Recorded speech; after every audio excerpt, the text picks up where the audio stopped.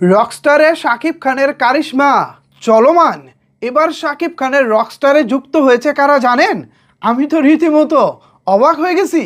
কলকাতার বিখ্যাত প্রযোজনা প্রতিষ্ঠান এসবিএফ, বাংলাদেশের বিখ্যাত প্রযোজনা প্রতিষ্ঠান আলফা আই এবং বাংলাদেশের বিখ্যাত ওটিটি প্ল্যাটফর্ম চরকি।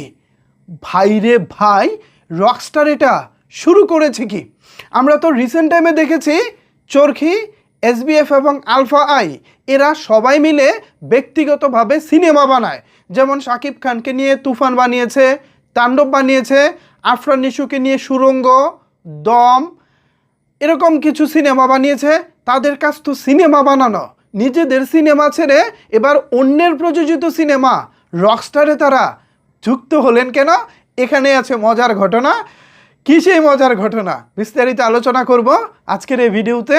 আপনাদের সাথে রয়েছি আমি ওয়াসিম। একটাবার ভেবে দেখুন তো, আপনার নিজের একটা প্রযোজনা প্রতিষ্ঠান আছে, আপনি নিজে চাইলে সিনেমা বানাতে পারেন, কিন্তু এরপরেও আপনি আপনার ঘর ছেড়ে অন্যের ঘরের সিনেমায় ইনভেস্ট করতেছেন কেন? কি আছে সেখানে? নিশ্চয়ই সেই কাজটা বা যেখানে আপনি ইনভেস্ট করতেছেন সেটা দারুণ কিছু হতে চলেছে। আমরা দর্শকদের হয়তো বা ঈদের আগে ছবিটি দেখার সুযোগ নাই, আমরা দেখতেও পারবো না, হয়তো বড় জোর আরেকটি টিজার বা ট্রেলার বা কিছু গান দেখার সুযোগ পাবো। কিন্তু যারা এভাবে যুক্ত হচ্ছে, চরকি, আলফা আই, এসবিএফ, এরা যে যুক্ত হচ্ছে, এরা কিন্তু ঠিকই প্যানেলে গিয়ে অলরেডি ছবিটা দেখেছে এবং ছবিটা দেখার পর তারা কেউ মিউজিক পার্টনার হিসেবে যুক্ত হচ্ছে, কেউ অনলাইন ওটিটি প্ল্যাটফর্ম হিসেবে যুক্ত হচ্ছে। কেন যুক্ত হচ্ছে ভাই? এই যুক্ত হওয়ার কারণ একটাই, কারণ ছবিটা ফাটাফাটি হয়ে গেছে। এই যে এসবিএফ, কলকাতার প্রযোজনা প্রতিষ্ঠান, তারা যে এর রকস্টারের মিউজিক রাইটটা কিনে নিল, কেন নিল ভাই? কেন নিল বলেন তো? এই রকস্টারে কিছু একটা আছে যা তাদের অবাক করে দিয়েছে, যা তাদের অন্যের ছবির সাথে যুক্ত হতে বাধ্য করেছে। আমি যদি ভুল না করে থাকি, এসবিএফ কখনোই নিজের ছবি ছাড়া বা নিজে কো প্রডিউসার না হলে অন্যের কোনো ছবি নিজেরা খুব একটা করে না, মানে প্রমোশন করে না বা প্রচার করে না, মিউজিক রাইট কিনে না বা বিভিন্ন সত্ত্ব কিনে না।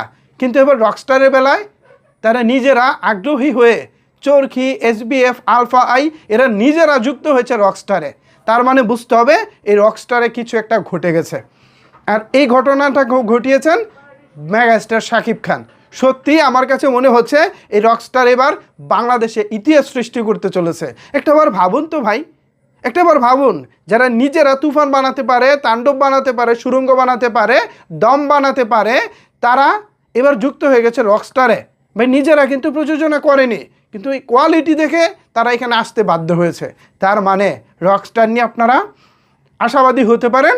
আমি এখন অনেক বেশি আশাবাদী, বিকজ কেউ কিন্তু নিজের পায়ে নিজের কুড়াল মারে না, সবাই জেনে বুঝেই রকস্টারে যুক্ত হয়েছে। তারা জানে রকস্টার আসলেই দারুণ কিছু হয়ে গেছে। ভিউয়ার্স, এই বিষয়ে আপনাদের মতামত কি ভাবছেন আপনারা? জানাতে পারেন আপনার মতামত নিচের কমেন্ট বক্সে। ধন্যবাদ সবাইকে এতক্ষণ আমার সাথে থাকার জন্য।